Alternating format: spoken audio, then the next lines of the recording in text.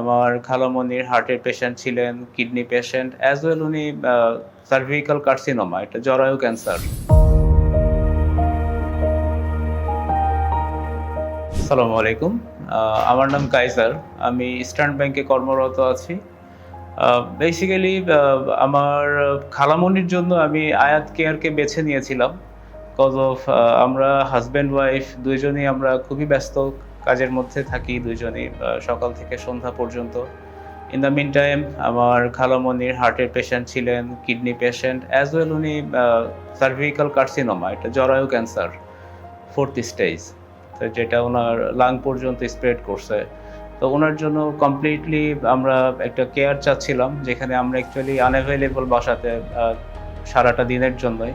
So এমন একটা সময় হসপিটাল থেকে আমরা যে সাপোর্টটা পাচ্ছিলাম, হসপিটালে তো দীর্ঘক্ষণ রাখাও যায় না বা দীর্ঘদিন রাখা যায় না। একটা নির্দিষ্ট টাইম পর্যন্ত যে প্রবলেমগুলি থাকে সেগুলি কারেকশন হয়ে যাওয়ার পর ওনারাও রিলিজ দিয়ে দেন।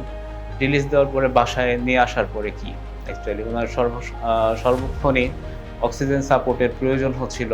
তো এরকম একটা অবস্থাতে আমরা চাচ্ছিলাম যে যারা কিনা ভালো একটা রোগীর সেবা দিতে পারে বাসায় থেকে, ট্রাস্টেবল এবং তারা কাজটা অ্যাকচুয়ালি জানে।